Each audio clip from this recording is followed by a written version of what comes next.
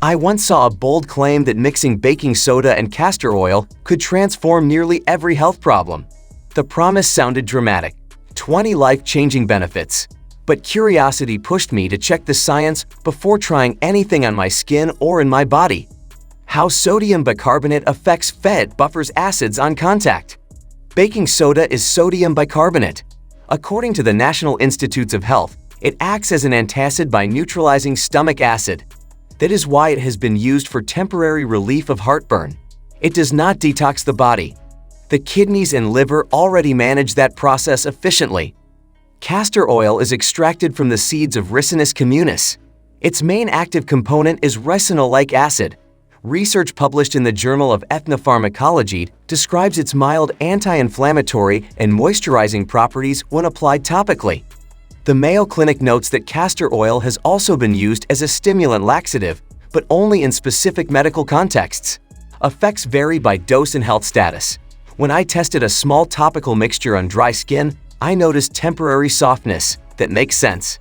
Castor oil forms an occlusive layer that reduces water loss. Baking soda, however, is alkaline. Skin naturally maintains a slightly acidic pH.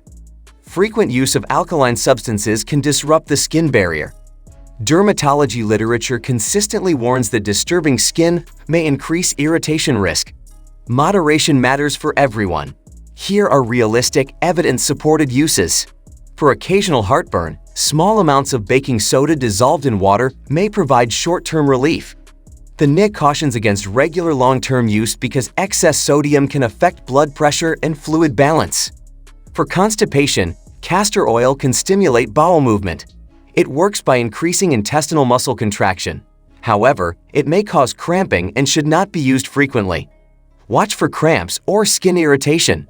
Claims that this mixture cures chronic disease, removes tumors, or resets metabolism are not supported by high-quality clinical trials. The World Health Organization emphasizes that serious conditions require proper diagnosis and medical management. Consult your physician before internal use.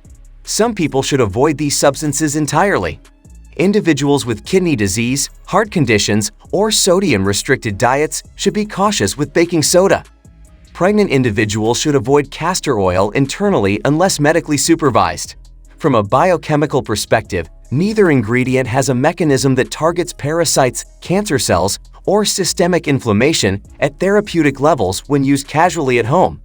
Their actions are localized and limited. What surprised me most was how quickly online enthusiasm can outpace evidence. Small, appropriate uses can be helpful. Exaggerated expectations lead to disappointment. If you choose to experiment topically, perform a patch test first. Apply a small amount to the inner forearm. Wait 24 hours. Observe for redness or itching. Health improvements rarely come from one mixture. They come from consistent sleep, balanced nutrition, physical activity, and medical guidance when needed. Simple tools, realistic expectations. If this clarified the facts, tap like. Share your thoughts below. Stay informed. Choose evidence over hype.